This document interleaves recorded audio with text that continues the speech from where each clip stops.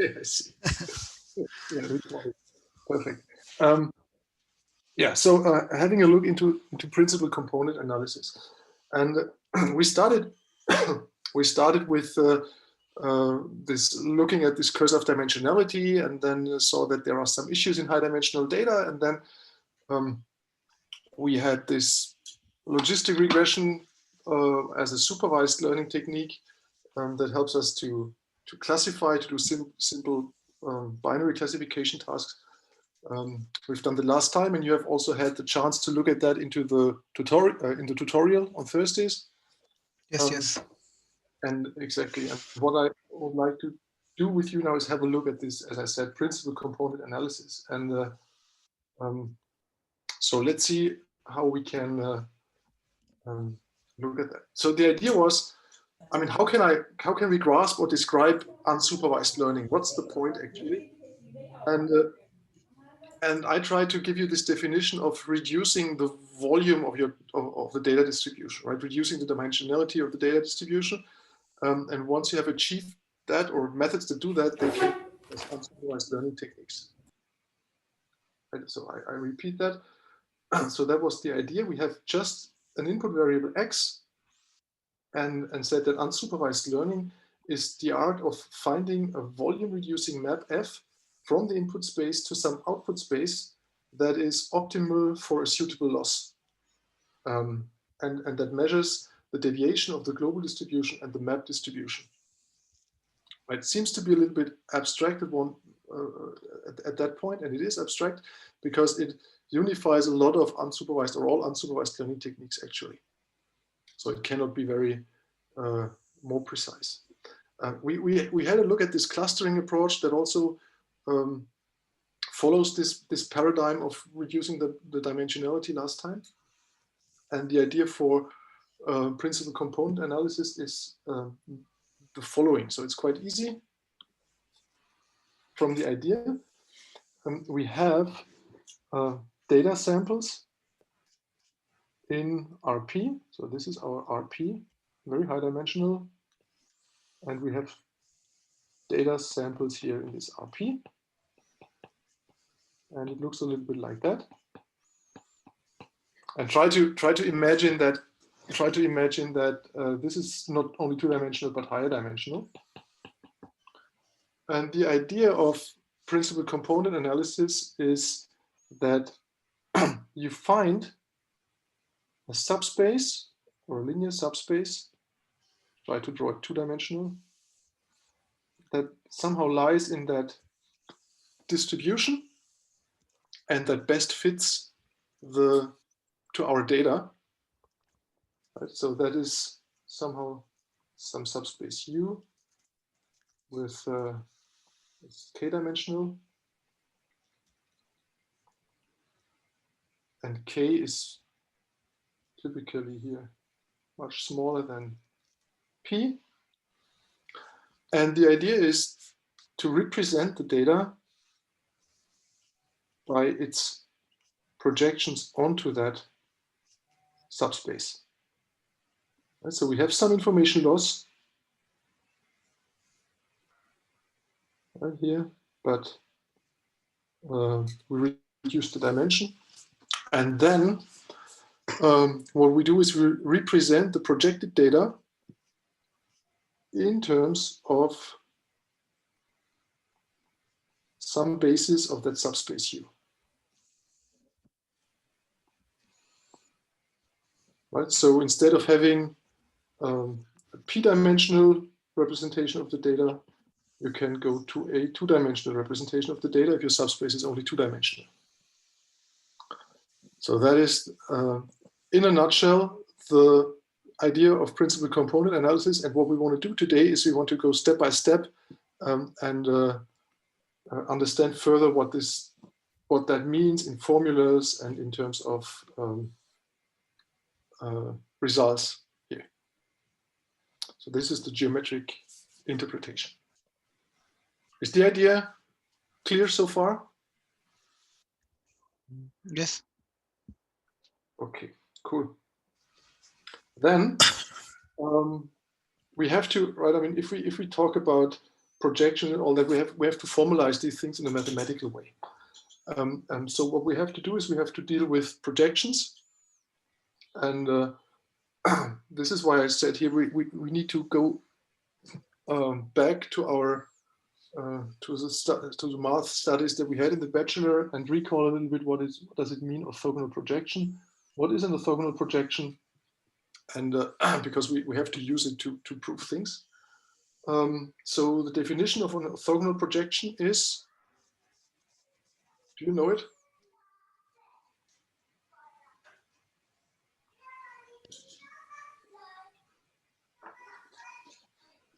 So is this a yes or no question?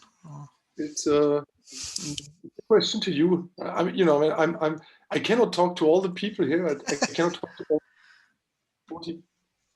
54 people. So I talk to you, or if you don't know the answer, I talk to Ryan. And if Ryan doesn't know the answer, I talk to you. That's the okay. So if you know, okay, let's do it like this. I show you the definition, and you tell me whether it's right or wrong. Yeah. Okay, cool. So let's stick to RP. So we only talk about real random variables, so RP for simplicity. And we say, so we have a map, pi from RP to RP, right? And we say it's a projection, and it's a linear map. By definition, a linear map from RP to RP, and it's called a projection if p squared is p, pi squared is pi. Oh, no, sorry. No system update now, not now. Can you see the screen again? Yes. So this is a projection that fulfills the equation p squared is pi squared is pi, and it's orthogonal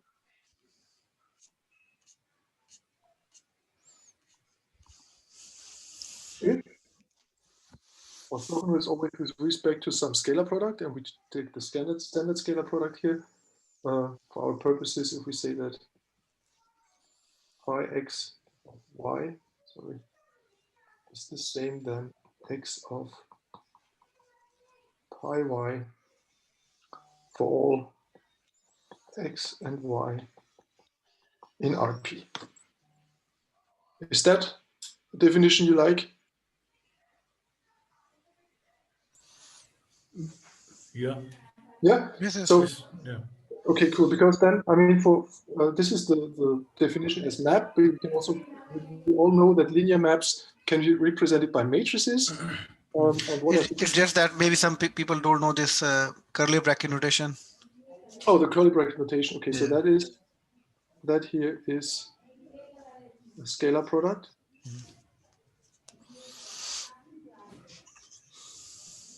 And for us,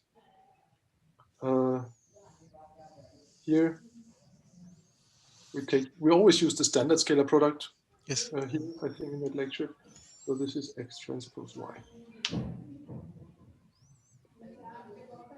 Okay, just write it in that way. So it's a standard scalar product that you all know. And with this standard scalar product, if you look at matrices, so for matrices, that means right, if this linear map is represented by some matrix, you have the matrix product is p squared is p, and here orthogonality means that that p is p transpose. But you can see that from this equation here, because you have x transpose px transpose y, which is the same than x transpose p transpose y, has to be the same than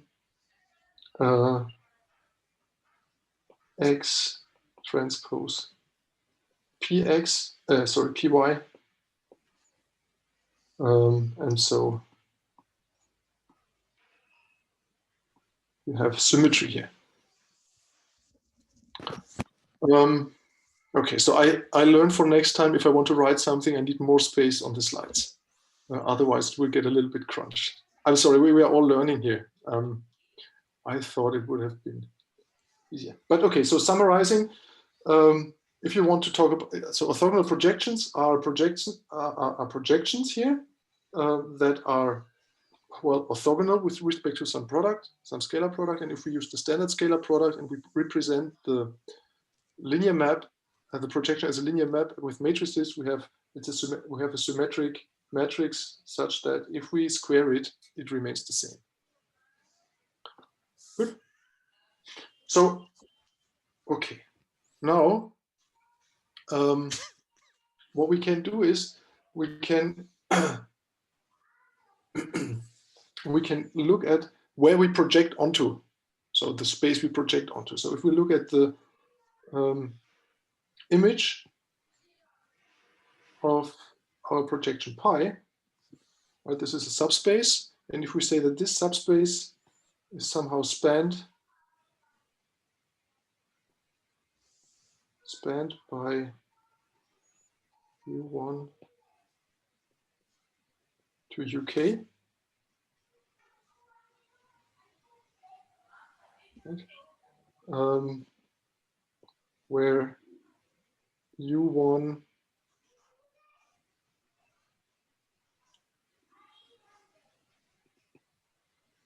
to UK is in RP an orthonormal basis.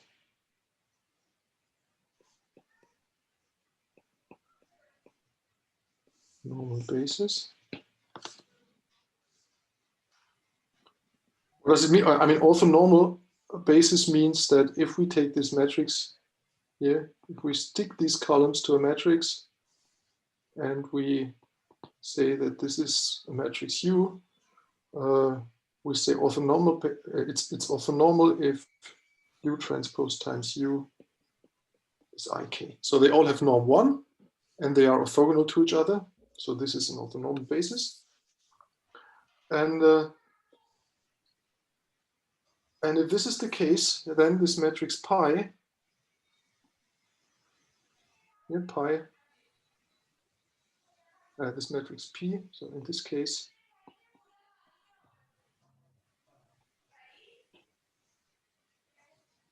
the matrix P here is given by U times U transpose as a P by P matrix. Right?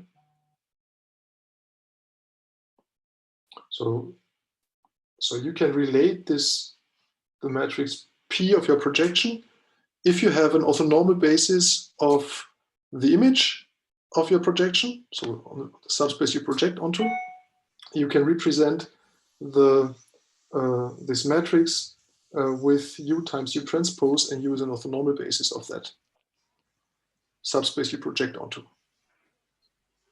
Okay. Is that, shouldn't it be until UP, not UN?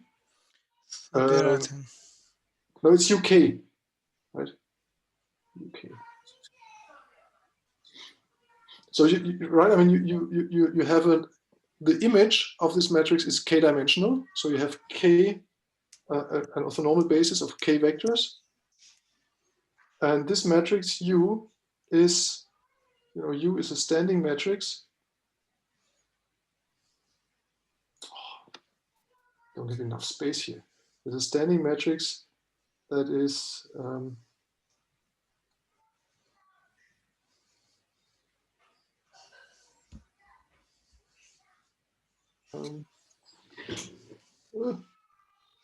where's my, where is my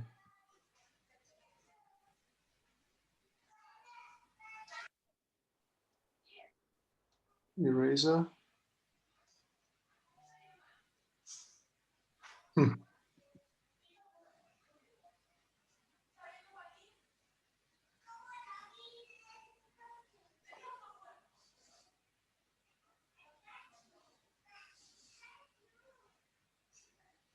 Good. Is it all gone now? Yes, it's gone. Not really. Okay. Maybe undo some. How is that possible? Okay, good. So let's go through it again. So definition, we have the projection. If we say that pi from RP to RP is linear, and we have pi squared is pi, and in matrices that means the matrix squared is p squared is p, and we have orthogonality if we say that x pi y is the same than pi x y for all x and y, and in matrices that means p transpose is p if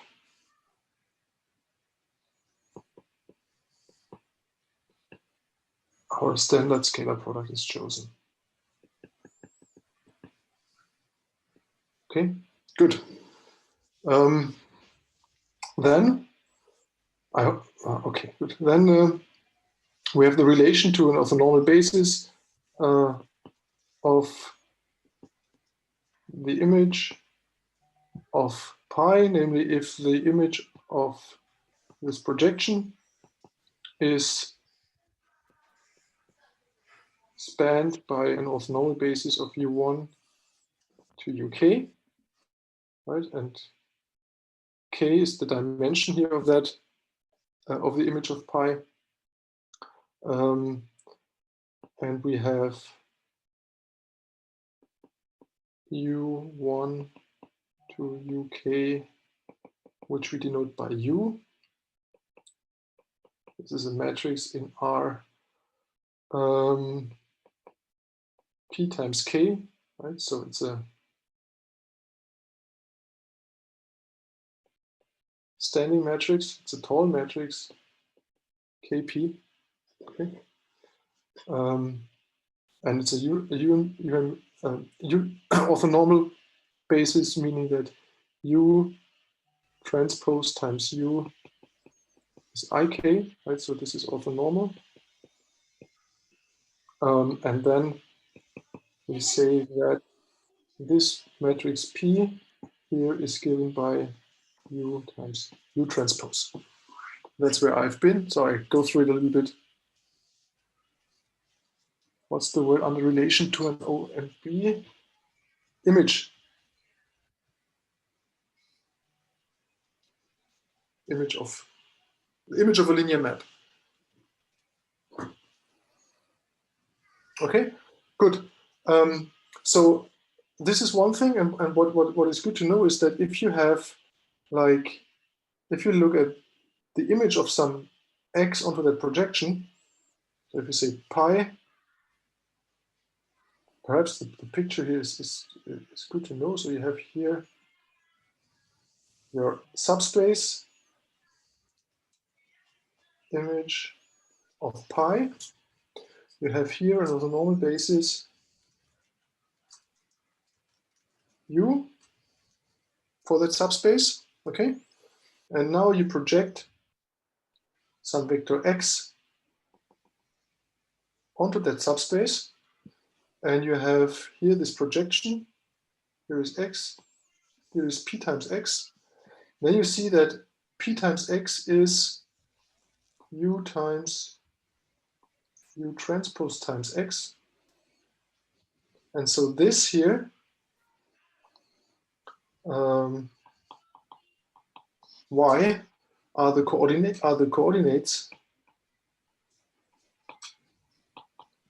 of the projection of x onto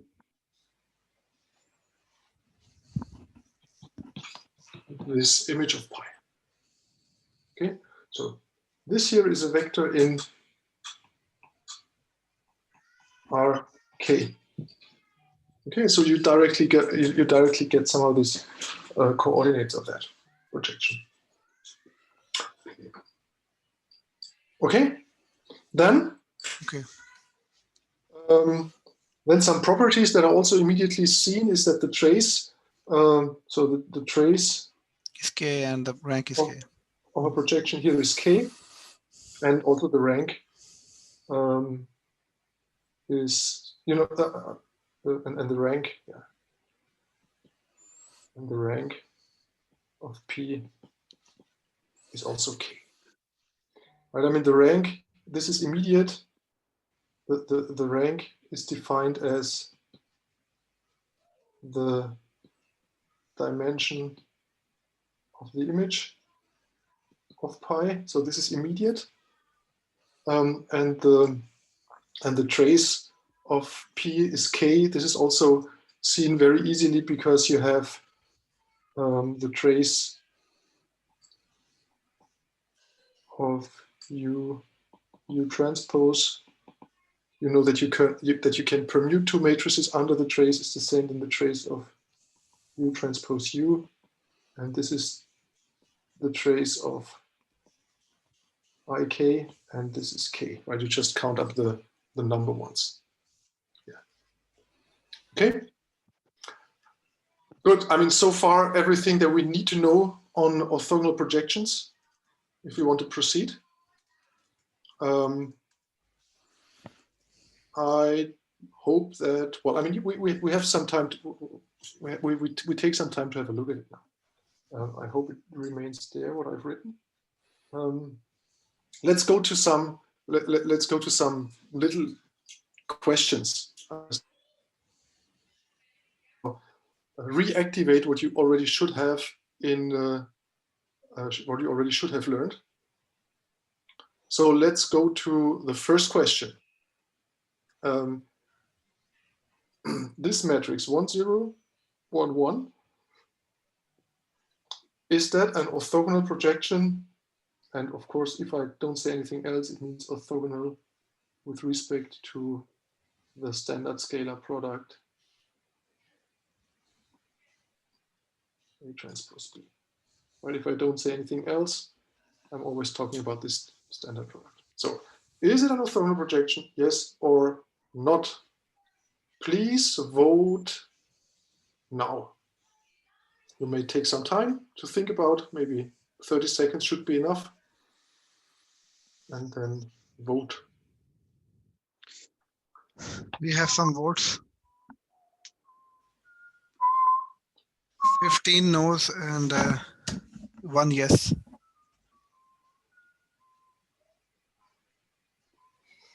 Can't we play some music while people are thinking? I think there should be an option. I don't think it will let them think if we have a music. But now we have 20 no's. So 20 no's. Okay, 20 no's, so I agree. So no, it's not. No. Well, I mean, you can, it does not fulfill any of the conditions, right? It's not symmetric. That's easy. That's the easiest way you see it. Not symmetric, right? And then you see, well, it has to be symmetric. If it's not symmetric, it cannot be an orthogonal projection. You can also square it and say what is this matrix squared, and you will see that it does not remain the same. So good. Not symmetric. That was easy. Okay. Let's go to the next. Let's go to the next question. This one here. Is that correct or not? So if I take the image, I take the projection and I subtract x from this projection, and is that always orthogonal to the projection itself for all x? Yes or no? Is the music working? I hear something.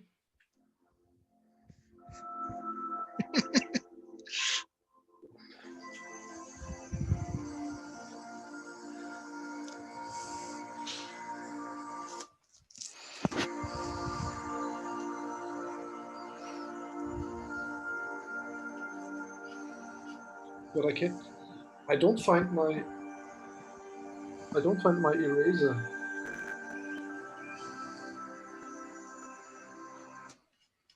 It makes me nervous. Your eraser?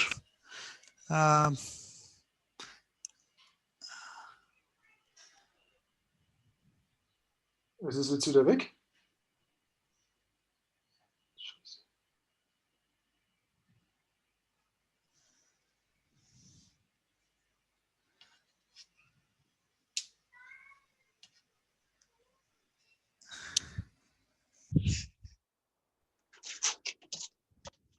Okay, well. And it doesn't store what I've written, so it's not saved. I think even if you press save, it doesn't save. Like periodically, sure. Control S, Command S. I'm writing here on an iPad. Ah. Siehst du?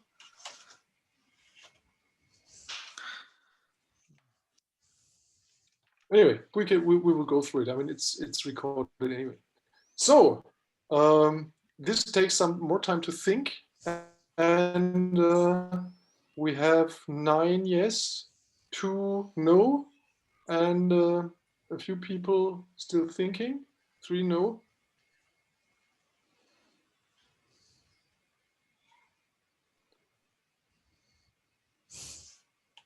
Right? I would say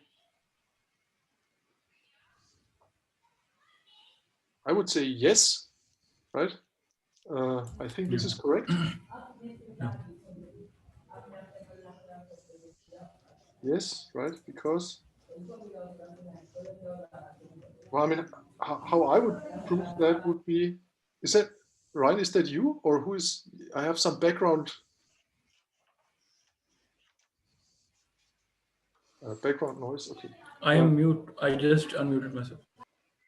Okay, good. So yes, because if we take this,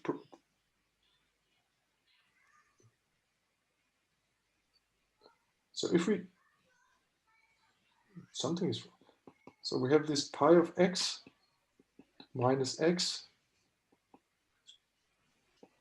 and pi of x, then we can use, okay, it does not.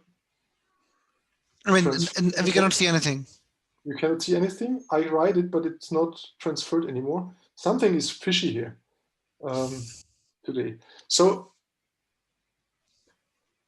okay, so let's make it a 3 minutes break, perhaps, or a 5 minutes break. You may ask your questions. I will hook on that after the break and try to fix the technical things, right? Technical issues. Okay. Yeah. Okay? So let's have a short break.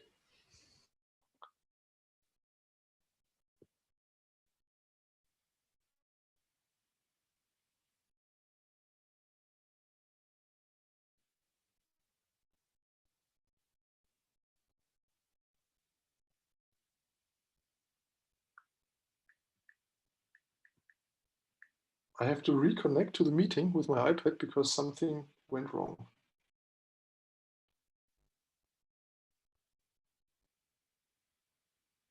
Am I back again? Yes, I have made you co-host. The iPad. Okay. Now I have to share the screen.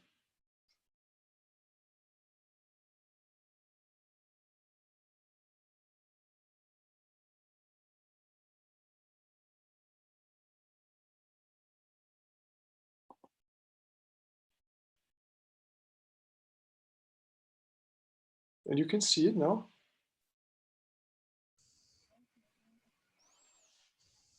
Okay, no more music. That's Yeah. So music is off now.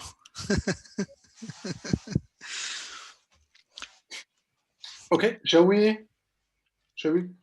continue? I was saying maybe you're writing with a permanent marker which is not erasable. And how can I change that? No, it was just a joke. Ah. Okay, good. So are you all back? Then I'll let you know why I think that this is correct, right? Because you have this pi x minus x pi x, and this is the same then because we have this property that pi squared is pi, so there's this pi here, and then we have this property that we can, you know, switch from one side to another, to the other side due to this orthogonality, and that means that this is pi square x minus pi x pi of x, and again we have here this pi square is pi, so we have 0 of pi x, and this is 0, right? And this is why I think it's correct. That's how I would prove it.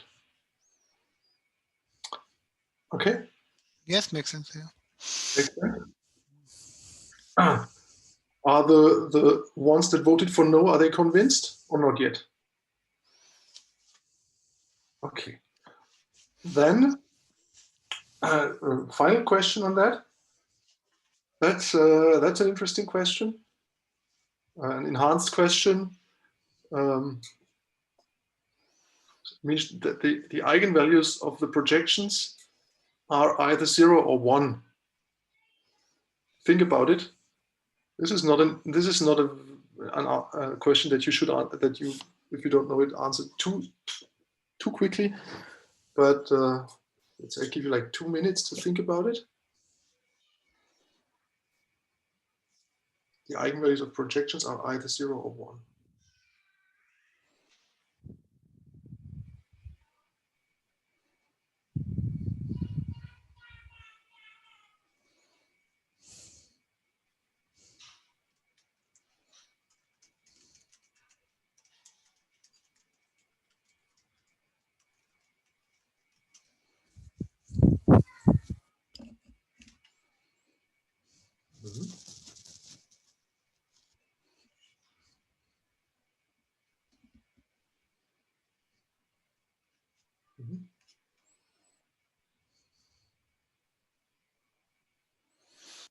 So we have very limited responses, 7-1 response. Yeah, I mean, this is clear. I mean, this is a tricky question for, if you have never thought about that before, it might be a very tricky question to answer that in a few seconds. But I mean, generally to these kind of questions, to these yes/no questions, I mean, they would be important also for the exam, because we will also have yes/no questions in the exam. So there are actually two approaches. The first one is try to find a counterexample, right? Something where you say, no, this is not true, right? I mean, that means try to find a projection where the eigenvalues are, where you have an eigenvalue that is not 0 and 1. That could be one approach. And if you don't find it, then try to prove it very short and say, okay, so that seems to be true. I try to prove it. The good thing about this multiple choice question is, if you spend enough time in searching a counterexample and you don't find one, you just go for the yes and you don't have to prove it. So that's the advantage here. But so I mean, eigenvalues of projections are either 0 or 1. I mean, what we have here is an eigenvalue equation. So we have pi of x is lambda of x, right? So this is eigenvalue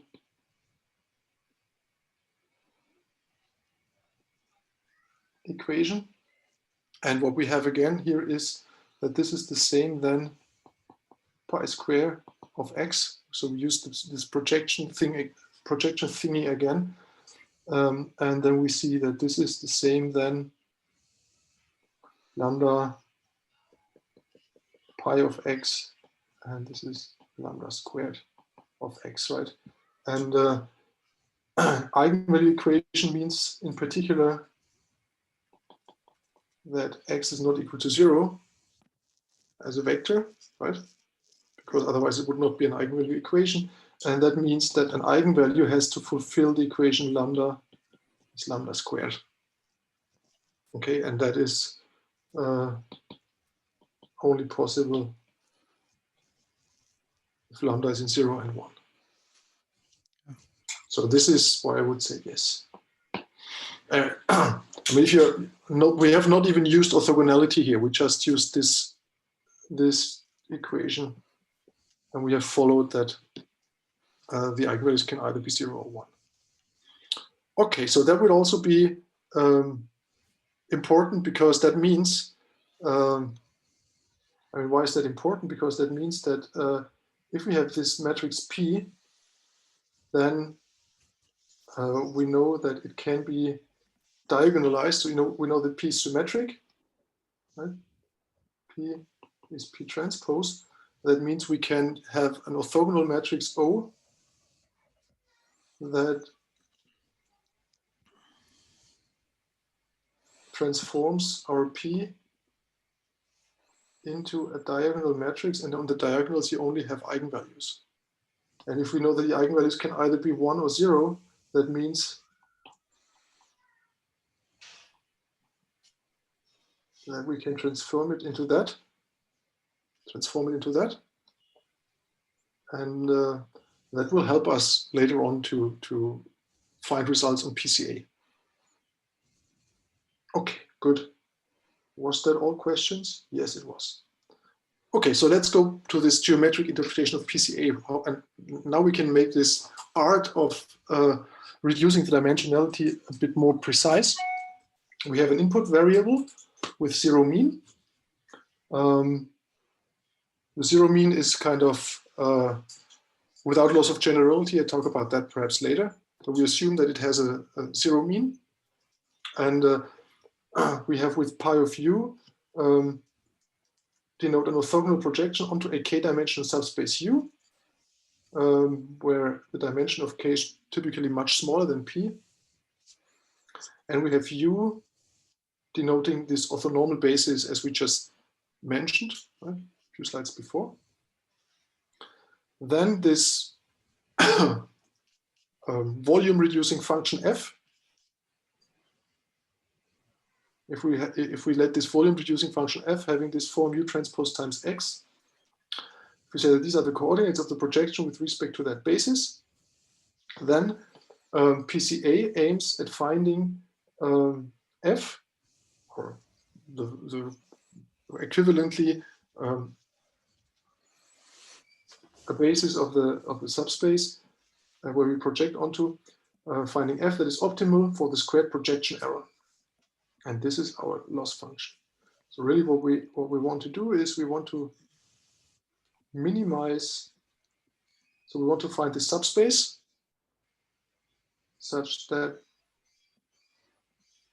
the error that you make here, this projection error,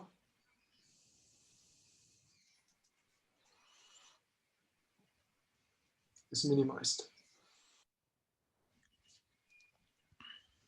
So the squared projection error.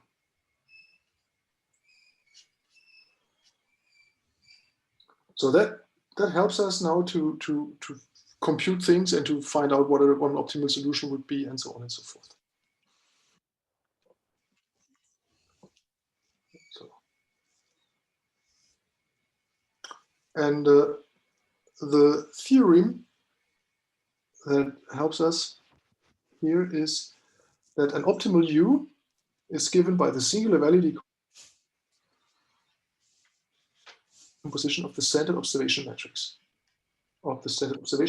X, in the sense that if X is given by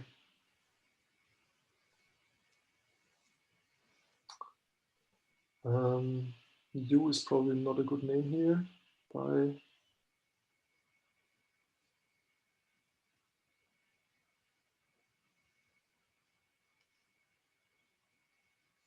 R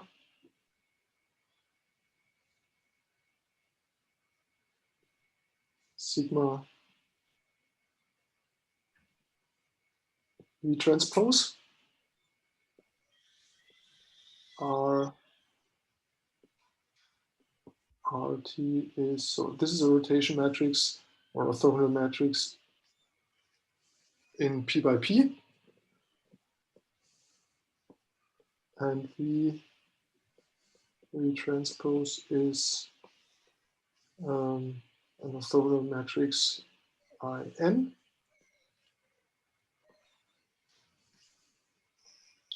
And sigma are the singular values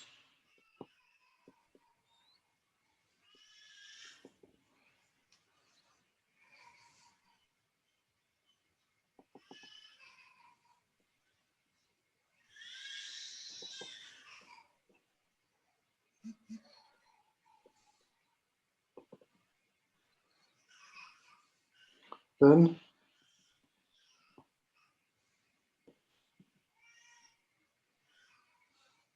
U are the first k columns of R.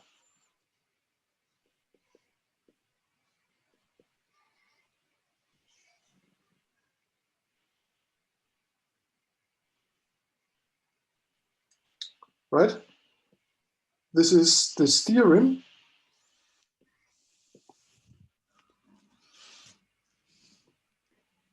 And if we choose this U in that way, we have moreover a result that the empirical covariance matrix of reduced variables S, so the coordinates of our axis with respect to that subspace, are diagonal. So these features, or the features, are uncorrelated. So before we go to a proof, let's have a look and really try to understand what that means. So again, we have our standard observation matrix, x1 to xn. This matrix typically looks like this, P and N. And here are our observations, right, in that column. We use a singular value decomposition of this matrix. So we come with a big R on that side and with a even bigger V on the other side, and transform that into this form where we have the singular values on this well, diagonal. I mean, sigma is not a diagonal matrix, but it has this diagonal from sigma 1 to sigma p here, and the rest is 0. And if we have found this transformation, then the U that we are searching for consists of the first k columns of this matrix R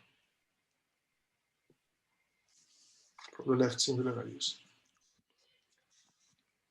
That is the first part.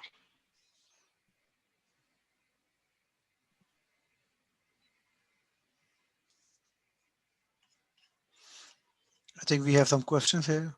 Yes, let's go to that questions. So R is typically U from a singular value decomposition, I suppose. In this example, it's R because U is already used for another matrix. Yes, you can say that, right? I mean, he's talking about you're using X is equal to R sigma VT. So yes. Yeah. Otherwise, we come into a notation trap if we also call it U. Yeah. So this is why I call it R.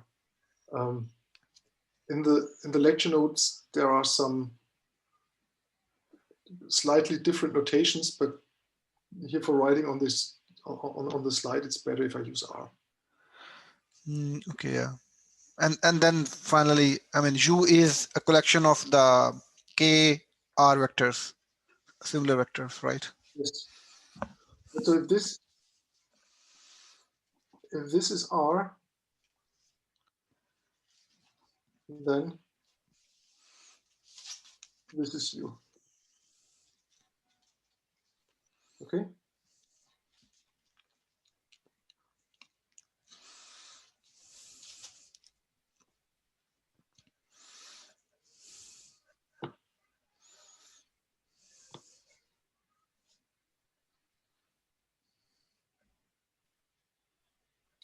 I have a question to the second. Yes, no problem. Why pxx is px is the definition?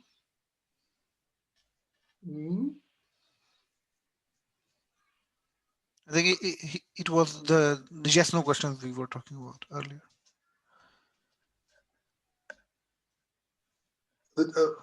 I mean, I don't want to go back now because I want to go to the proof. But perhaps you, I mean, the Yu Sheng, the definition of a projection is that pi square is pi. That's the definition of a projection.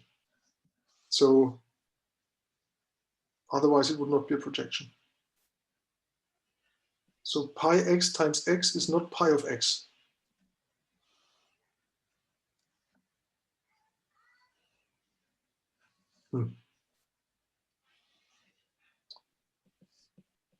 Okay, maybe we postpone it because I really want to go to the proof. Otherwise, it would. We can see it in tutorials, I think. Yeah. Okay. Good. So proof. Yeah. How can we show that, and what's the point here? So the idea here is really to see how can we go to that function. So we have this loss function here, Lx u transpose. You see it in the last slide. Lx u transpose x is norm of x u transpose x. So what we have here is so we have this L of x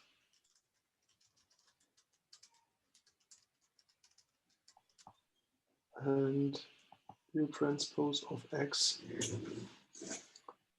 That was here the norm of x minus u transpose x squared, right?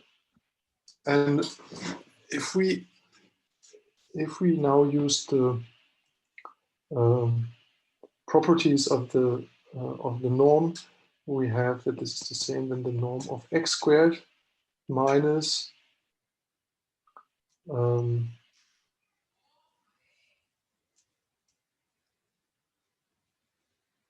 2 times x transpose u transpose x plus u transpose x transpose times u transpose x. Right, so this is the binomial formula for adults, if you want. And this is the same than the norm of x squared minus, well, if you look at that, this is x transpose times u transpose u transpose x. This is ik, so this is somehow cancels out in the middle. So this is x transpose times u transpose x. So the same thing than this guy here. So subtracting it twice and adding it once is the same as subtracting it once. So this is x transpose times u transpose x. Okay, and if we go, instead of saying we want to minimizing that, so minimizing the empirical version of that loss.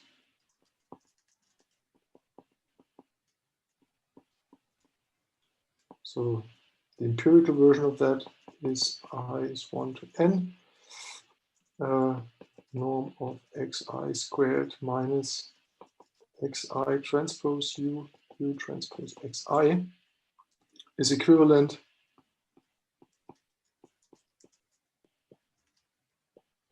to maximizing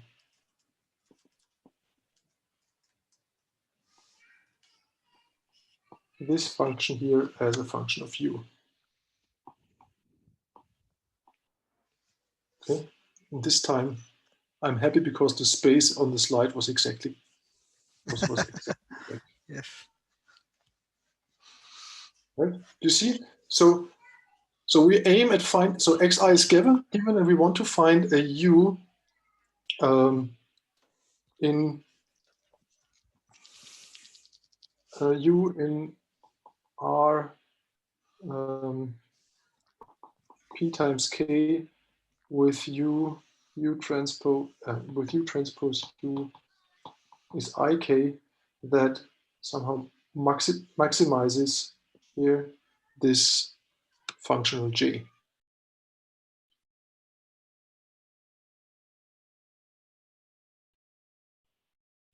Okay, and yes.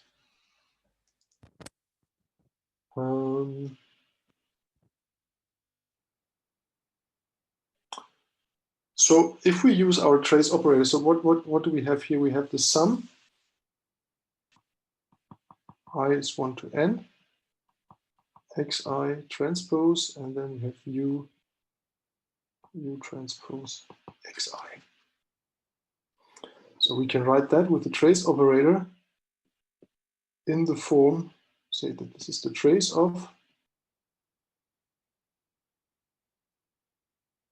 x transpose u transpose x. And x here is our observation matrix x1 to xn in R p times n. Correct? Yep. Yeah.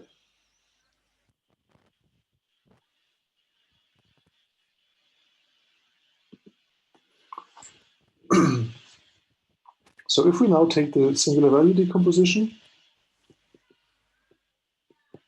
of x and plug that in, we have this is the trace of x transpose, so we call it v times sigma transpose times r, correct? That was x transpose. We have the u transpose, and here on the x we have r transpose. Sorry, here is the transpose, and here is not the transpose. And now I need to, this is what I mean, right?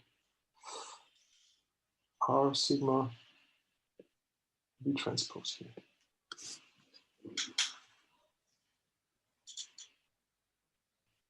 Is that still correct?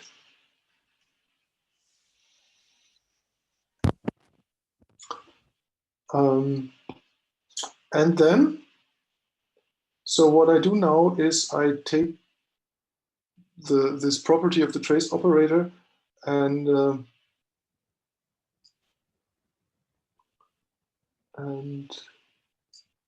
what I do is I swap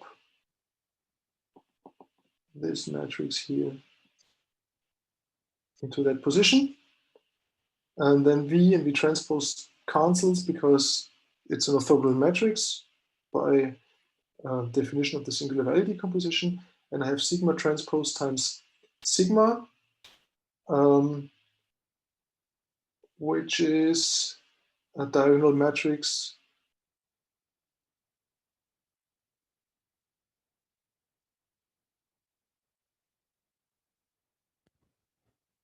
do I really want to do that? No, probably just this one here. This is all I want to do. This is what I want to plug here. So, anyway, this is the same then. The trace of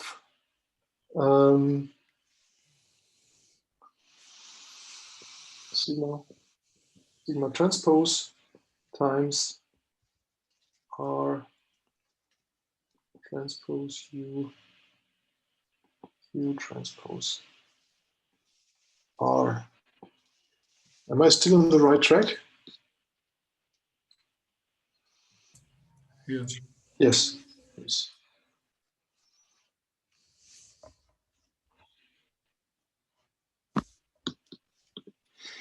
And this is the trace of sigma transpose is a matrix that looks like this. This is sigma 1 squared, and this is sigma p squared. So it's a p by p matrix. This is this guy here. And here we have an R transpose U transpose R. Okay. And this here, and now I will be a little bit sketchy here in that here in the lecture. You can find the precise proof in the lecture notes. Here I remain a little bit sketchy. The R transpose U transpose R. This is again a projector. So this is again a P by P projection matrix. That can be checked very easily because it's symmetric, and if you square it, it remains the same, right? So then so this is it, and this is regardless of what you're choosing.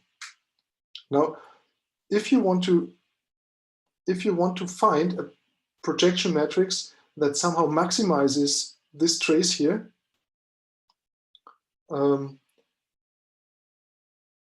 the best thing you can do is choose U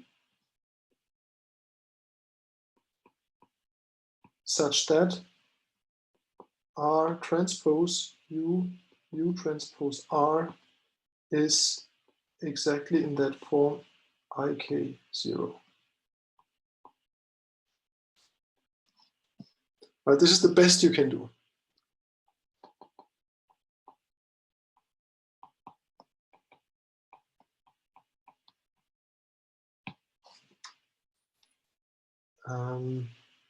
And that has to do with some properties of projection matrices that are right. I mean, don't want to go too much into the details, but as I said, it can be looked up in the lecture notes. That this is really the best you can do here.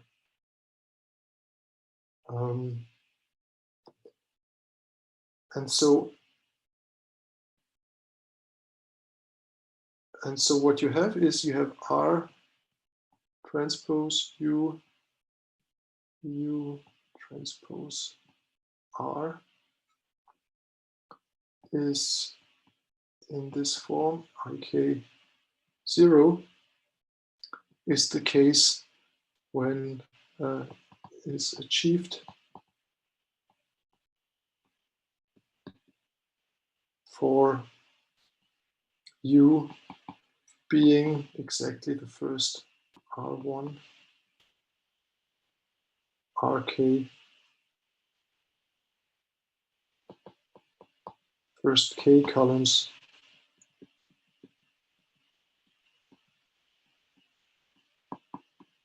of R. And why is that so? Because then you have U transpose times R is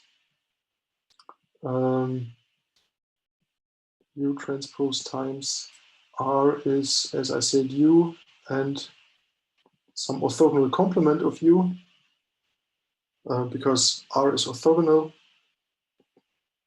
Right, this is R, and this is the same then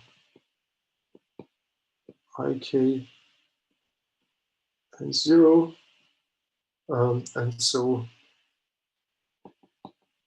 this shows that if we choose R here in that way, we can achieve this form that maximizes our trace operator. Okay. So making a long story short, in order to believe this theorem, have a closer look at how this projection works, and it's actually just about matrices, not about statistics or anything else. It's just about how the singularity composition looks like. It's about orthogonality of matrices and so on and so forth. Okay. I think. Oh, that was the first part, correct. There was another part saying that this covariance matrix, that the covariance matrix of the, so if I have this S, which is U transpose times X, right? So U transpose is this colleague here, X is the larger colleague there, N, P, P, K. So this here is K by P matrix. And if I look at this reduced samples here, we can show that that they are uncorrelated. So the entries, these K entries here are uncorrelated. That's what I would like to show. And the empirical covariance matrix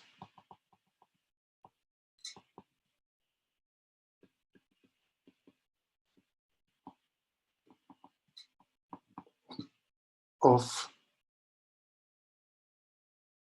S is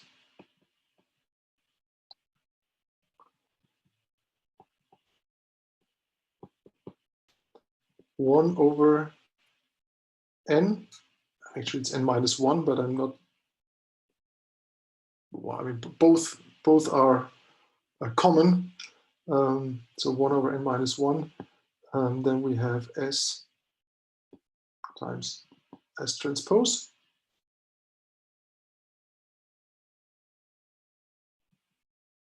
Right?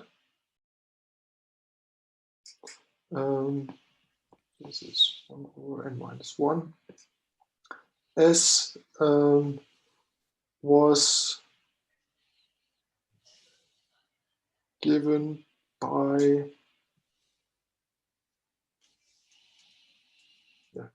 let's make it more. I think it's easier to look at that look at that way. We have S is U transpose times X, but this can also be if we now take the singularity decomposition of X and we look at that, we see that this is U transpose times R sigma V transpose, right? This is the same then U transpose R. We have the U as the first columns of R. So this here is EK 0 times sigma times V transpose. And this first, this EK matrix here, it just eats the first K singular value of the sigma. So this is sigma 1 to sigma K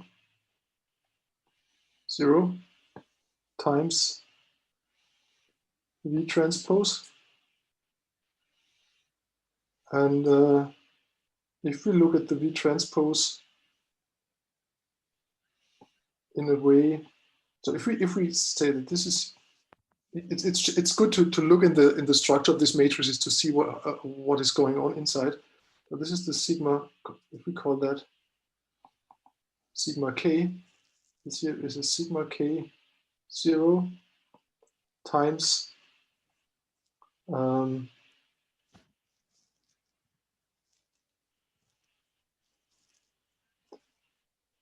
V 1 to vk, vk plus 1 until vn transpose, we see that this is the same than just sigma k multiplied by, we call it vk times vk transpose. Right? So actually this S that we have here can be computed very easily by only having a very small number of matrix multiplications. So this is the sigma k. It's a squared diagonal matrix, and it's just the vk transpose where you multiply the first singular value with the first row and the second with the second row, and so on and so forth. So this is actually very, once you have computed the v, you can do that very easily. And so if S is that, we have S as transpose now is 1 over n minus 1 sigma k times vk times vk transpose times vk times sigma k transpose, but sigma is diagonal. So this is 1 over n minus 1 times sigma k squared. And this is diagonal, and thus we are done.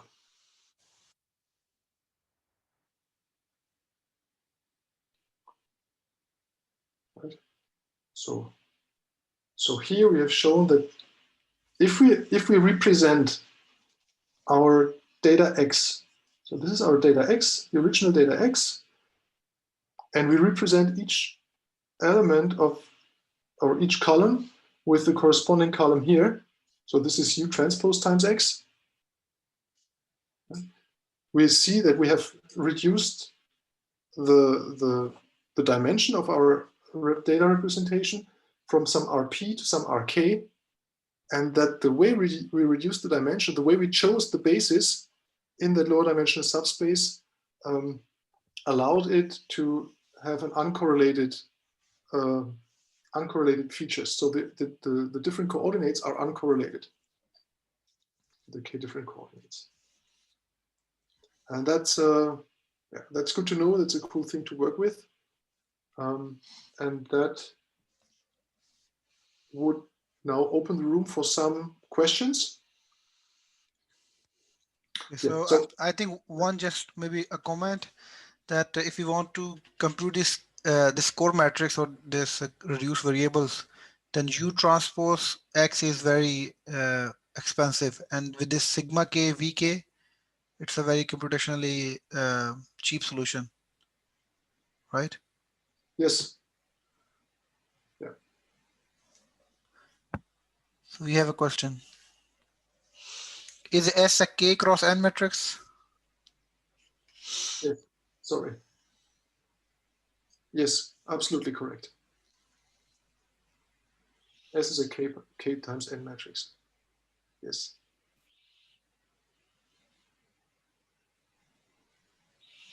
Okay. So some definition here. You just named it. So we have this matrix S, this reduced matrix, this n k by n matrix, and this is called the score matrix. This is the definition. So S is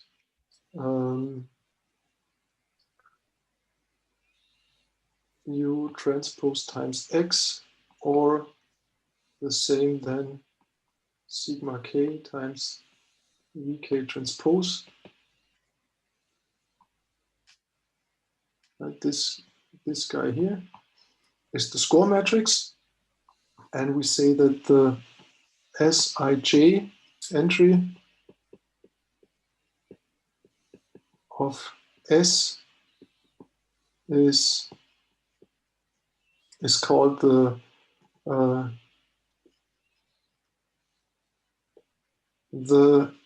jth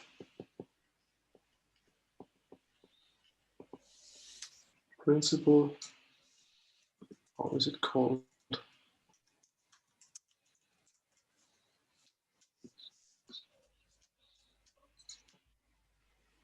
It's the jth score. This is the jth score of the ith principal component. Right, so this here are the principal components, and for each principal component, the different observations have different scores. That's the naming that is used. The matrix U is called sometimes the loadings.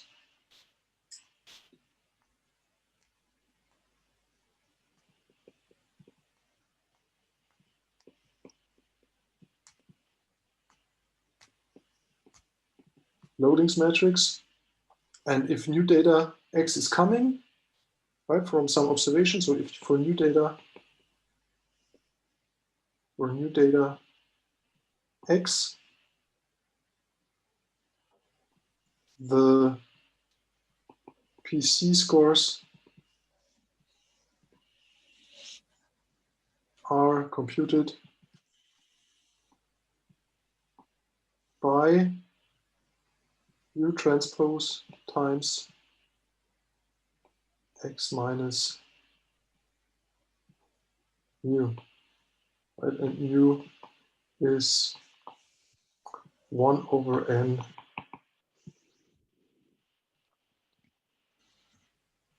sum over the xi. Because we have assumed that we have a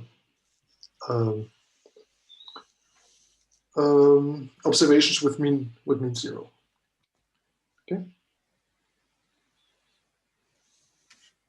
So these are the loadings. Practical computation of S has already been discussed. S is sigma k times vk transpose. Once we have the singular value decomposition here. Okay. Good. Now, that was one way of looking at principal component analysis, motivated by this geometric interpretation by the dimensionality reduction technique. Okay, we've seen, okay, it finds a lower dimensional subspace, and this subspace is optimal if we want to reduce the squared projection error.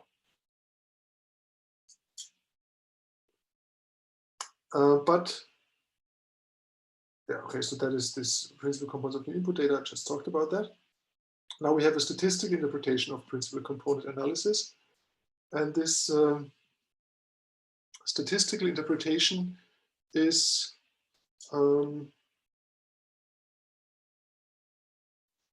somehow motivated in a way. Let's try to look at the statistical interpretation. So we have assume that we have again a kind of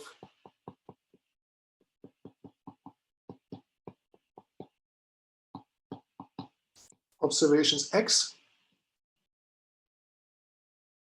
So this here is an RP, and we have some observations X here. And what we want to do from a statistical way, right? This random variable X in RP.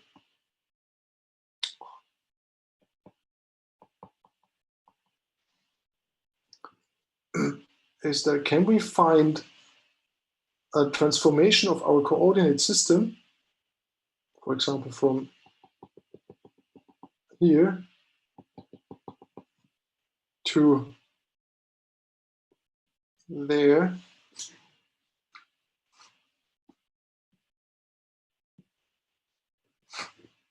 such that after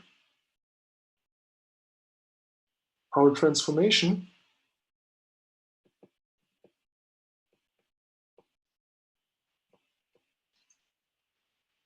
the entries of the new random variable y are uncorrelated.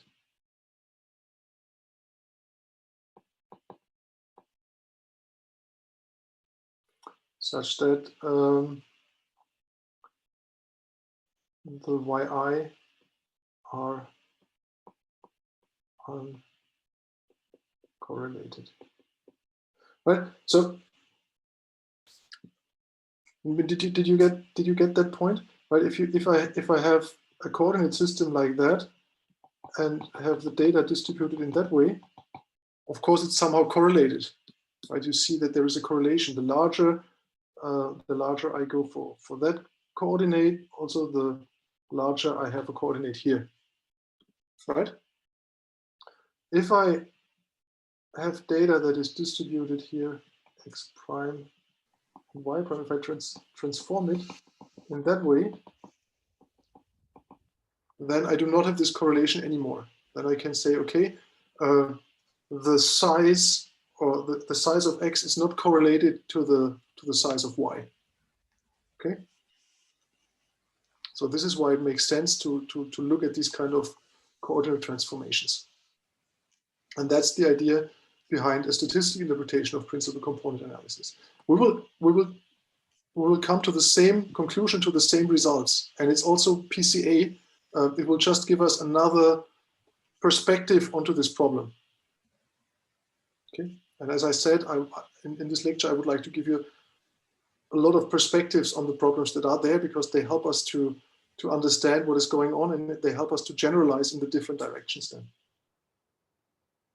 So this is it. And if we want to formalize it more, we have that if x here, let x be an input variable, where we assume without loss of generality that x has a zero mean. And this without loss of generality, I mean, without loss of generality means it's just if otherwise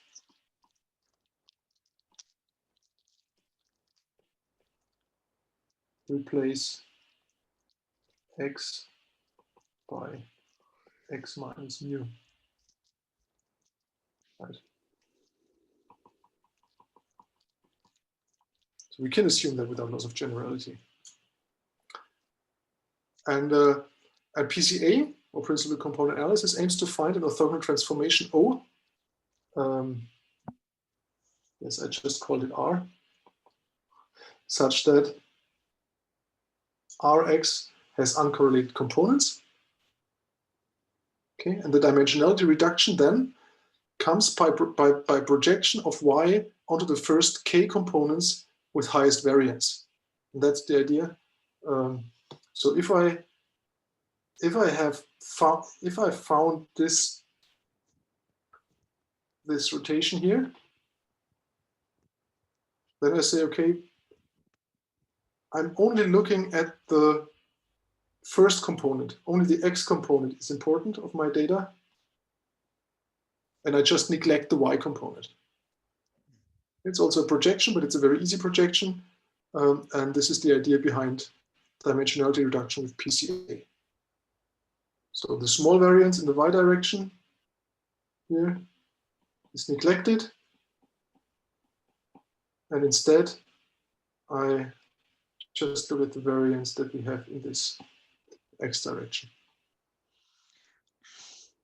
Yes, so it means that we still lose some in some sense some noise or some information maybe in the data, right? Yes.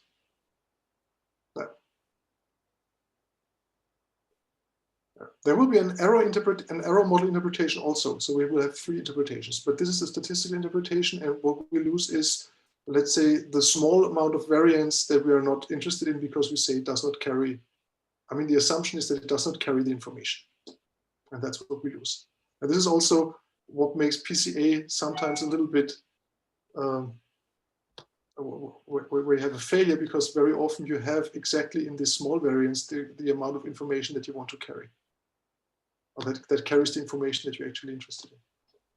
Yes, but this is the idea. And then the dimensionality reduction comes by the projection here of y onto the first k components that have this highest variance.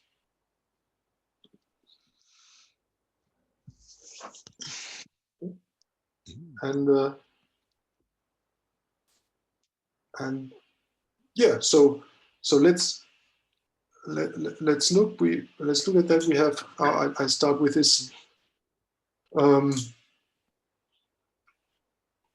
well,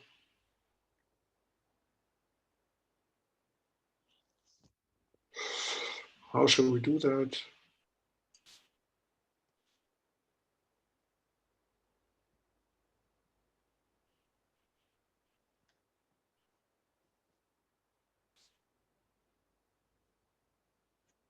Yeah, we directly go to the empirical covariance matrix.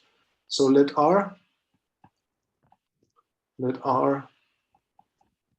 transpose equals I P be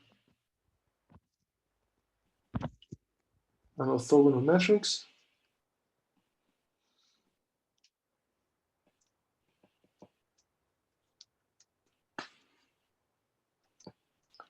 Then the covariance matrix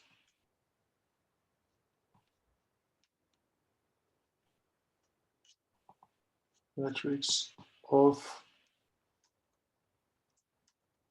y equals R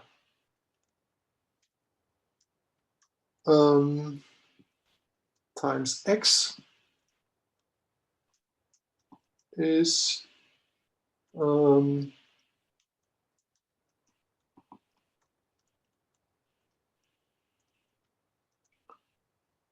well, of y is 1 over n minus 1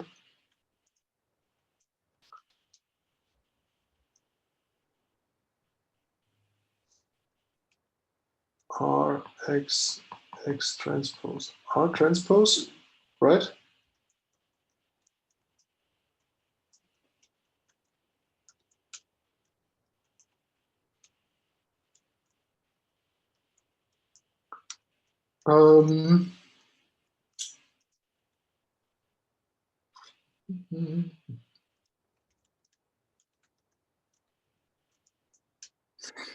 I run into trouble with the notation again. Yes. Huh? Yeah.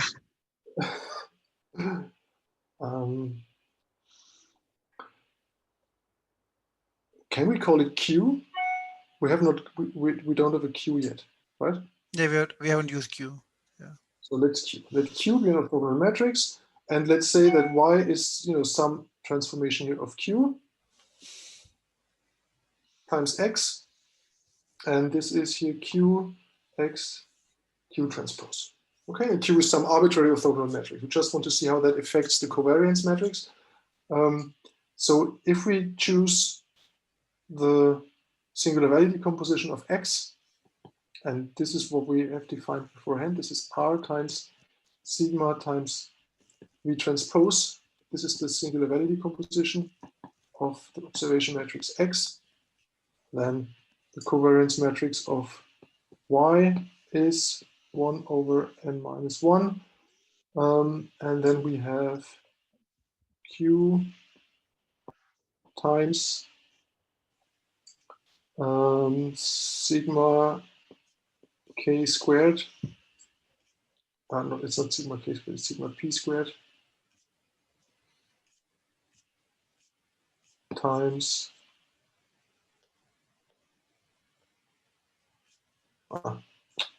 sorry. Q times R times sigma p squared times R transpose times Q transpose, right? And we say that this is diagonal if we choose Q being R transpose. right? Because then Q times R is the identity.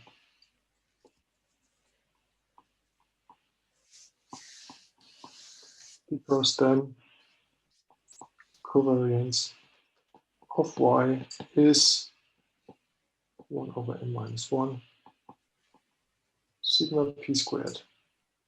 And this is diagonal. Okay, so similar computation than beforehand. And that allows us to interpret the PCA in this other way, namely as this rotation that decorrelates our components. Exactly. Good. So that was it for my part so far, I think. Yes. The error model representation, error model interpretation can be done next time. So are there some questions? Why are they called score and loadings? I haven't called them like that. The literature calls them like that. Loadings because, I don't know, I mean, you have the U, so the columns of loadings because if you have the U transpose times X, first, so the first column here is here transposed, and this is the second. And if you have the scalar product here with your X, right, you have the components, the first component is U transpose, U1 transpose X, the second is U2 transpose X until UK transpose X. I don't know why I don't know why this is called loadings. Do you have an idea, Umer? Anyone? I think maybe I mean I'm just guessing if I remember correctly. It was primarily related to also something kind of historical context, I would say. I mean, there's no like inherent relation. Maybe how these things were used. For example, also the score metrics were used to kind of score which direction is or which personal component is how much important. So they said, okay, let's call it score metrics. Yeah. And regarding loading metrics, I'm not sure. There are also some different ways people have called different matrices loading metrics. Okay. Sometimes they also include the diagonal matrix in the definition. Okay, so let's send it back. Homework to you, Kang Lin. If you can find out in the internet or wherever why they are called loadings, that would also interest me. So if you can present that next week, or can give an answer to that, that would be cool. Okay. If you find something out. Okay. Thanks. That's great. Then Shi Li wanted me to go back to the right-wrong questions once again. Here, the Q3, which one?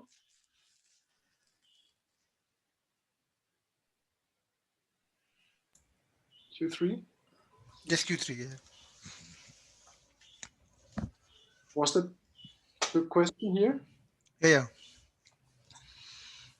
So why are the eigenvalues either 0 or 1? Well, I mean, the eigenvalue equation says that an eigenvalue equation in general is, eigenvalue of some matrix or operator or whatever is that you have L of x is lambda times x, and x is not equal to 0, right? The vector x. If you can find a pair of lambda and x that fulfill this equation, then lambda is called an eigenvalue and x is called an eigenvector. So that's just the eigenvalue definition, okay?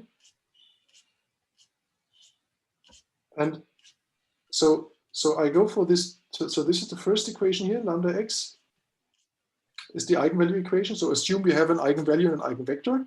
X is here an eigenvector and lambda is an eigenvalue. Assume we have them. then lambda x, then pi of x is lambda times x. On the other hand, I know that pi of x, since pi is a projection, I also know that pi is the same than pi squared, right? So this is this thing here. If pi is the same than pi squared, then I just use the linearity of pi, right? Pi squared of x is the same then. So perhaps this was too quick. This is pi of x, which is pi of lambda x, which is lambda times pi of x, because you have a linearity of pi. Okay. Okay, and then you say again, well, pi of x is the same than lambda squared of x. Yeah. And then you have that lambda x has to coincide with lambda square of x, and this is only possible if lambda is either 0 or 1. Okay, I hope I could clarify that. Thanks for your patience. Took 4 minutes later. I hope to see you again next Monday with yeah, all healthy, and so stay healthy and have a nice week, and enjoy your time at home. Thank you and goodbye. Bye.